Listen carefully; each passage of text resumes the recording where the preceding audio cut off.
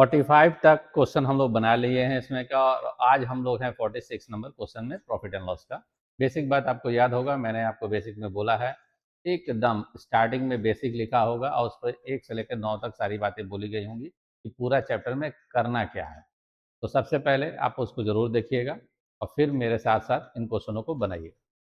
तो क्वेश्चन क्या है? एक व्यापारी ने साइकिल 10% की हानि पर बेची, बिक्री मूल्य 200 रुपया बढ़ा दिया जाए तो 6% का लाभ होगा। साइकिल का क्रय मूल्य जानना चाहता है। ये जो 200 रुपया है, ये दो सेलिंग के बीच का डिफरेंस है। तो आप इस 200 को लिख लीजिए, परसेंटेज के लिए आप 100 लिख लीजिए। ये लॉस है और ये प्रॉफिट है। जब लॉस और प्रॉफिट हो तो जोड़ देते हैं 16 ऐसे, और कैलकुलेट करेंगे, आंसर आ जाएगा सी। तो उम्मीद है आपको ये बात बेहतर तरीके से समझ में आई होगी। 46 47 नंबर क्वेश्चन को अब आप देखिए। ये रहा आपका 47।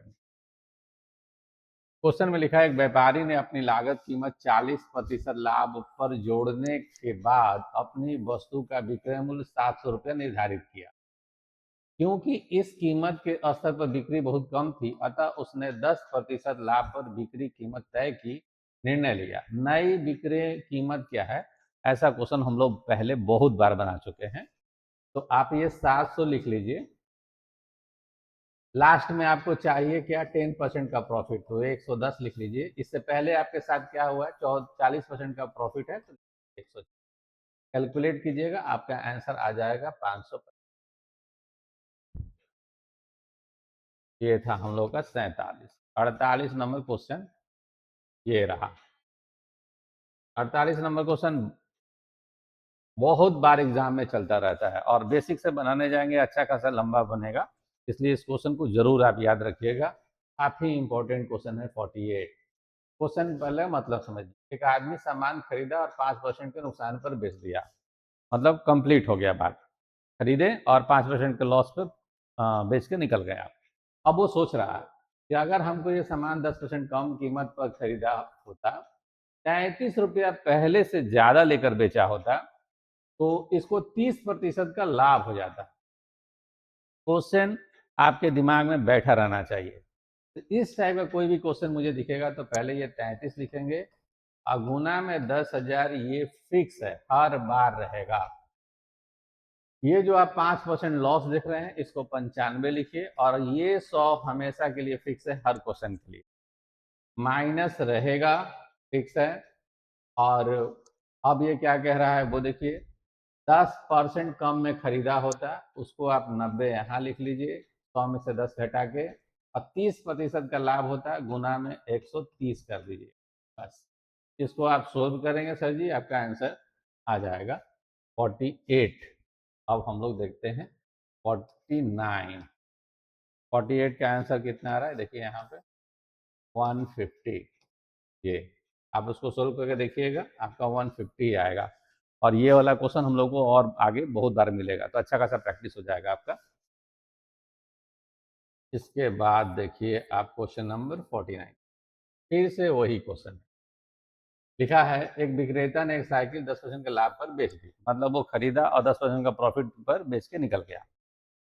यदि वह 10% कम में खरीदता और 60 रुपये अधिक में बेचता तो उसे 25% का लाभ होता। ऐसा वो सोच रहा है कि हम 10% कम में खरीदे होते हैं, पहले से 60 रुपये ज़्यादा लेकर बेचते तो हमको 25% का प्रॉफिट हो जाता। जस्ट पहले वाला जो क्वेश्चन हम लोग बनाए, सेम लैंग्वेज के साथ क्वेश्चन है, बस इसका अंदर का डाटा चेंज। तो हम अपना शॉर्टकट भी कैसे बनाएंगे, तो यहाँ लिख लेंगे 60 गुना में, मैंने कहा था कि 10,000 फिक्स है, ये 10,000 को फिक्स कर लीजिए। यहाँ पर ये 10% प्रॉफिट जो कह रहा है उसको 110 लिखिए। गुना में मैंने कहा था कि 100 रहेगा, मैंने ये भी कहा था कि माइनस रहेगा।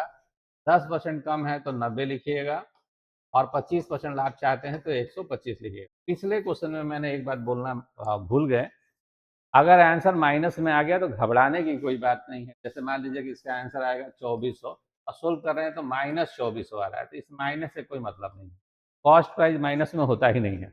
क्योंकि आप ट्रिकी बना रहे हैं तो आप हमेशा इसी फॉर्मेट को लागू करें, लेकिन जब आप बेसिक से बनाएंगे तो आपको पता चलेगा कभी ये पहले आ रहा है, कभी ये पहले आ रहा है।